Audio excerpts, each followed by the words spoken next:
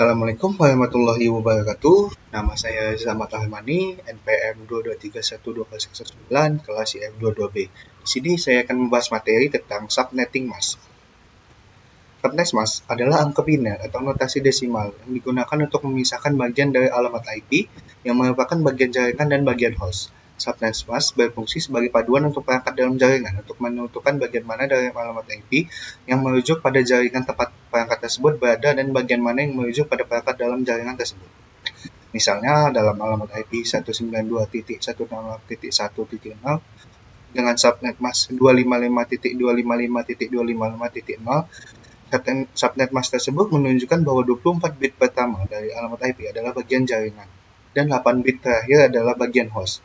Subnet mask menggunakan notasi yang mirip dengan alamat IP, biasanya dalam format desimal dan merupakan serangkaian angka yang berurutan, seperti 255.255.255.0. Setiap angka dalam subnet mask mewakili 8 bit sebuah oktet dalam bentuk biner.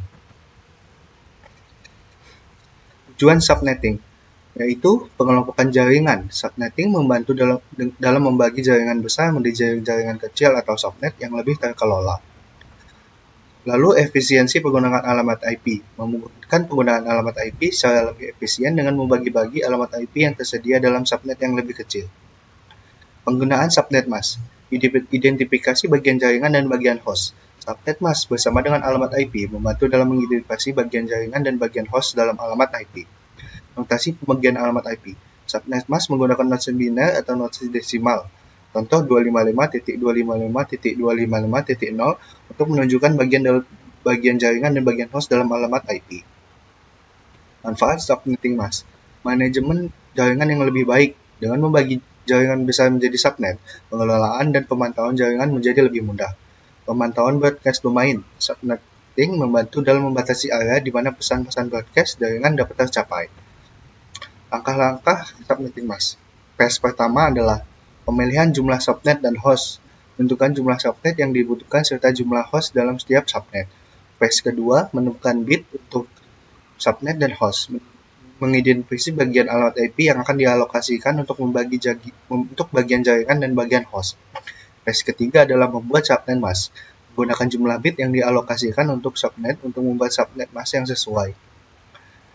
Selanjutnya subnetting CIDR atau Class Inter-Domain Routing. Menggunakan notasi CIDR. CIDR memungkinkan untuk mengidentifikasi subnet secara lebih fleksibel dengan notasi yang lebih ringkas.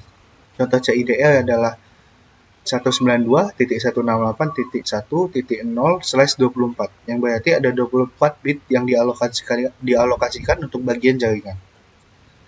Kesimpulannya, subnet mask adalah nilai numerik yang menentukan pembagian antara bagian alamat IP yang menunjukkan jaringan dan bagian yang menunjukkan perangkat dalam jaringan. Ini memungkinkan perangkat untuk membedakan di mana batas jaringan berakhir dan perangkat di dalamnya dimulai.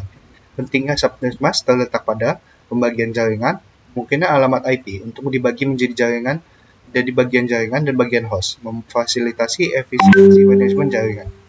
Lalu ada identifikasi bagian alamat IP. Subnet mask membantu perangkat untuk mengidentifikasi bagian mana dari alamat IP yang merujuk pada jaringan dan bagian mana yang merujuk pada perangkat dalam jaringan tersebut. Lalu ada pengelompokan jaringan, memungkinkan untuk membuat subnet-subnet kecil dari jaringan besar, memfasilitasi manajemen yang lebih baik dalam membatasi broadcast. Mungkin itu sekian dari saya. Wassalamualaikum warahmatullahi wabarakatuh.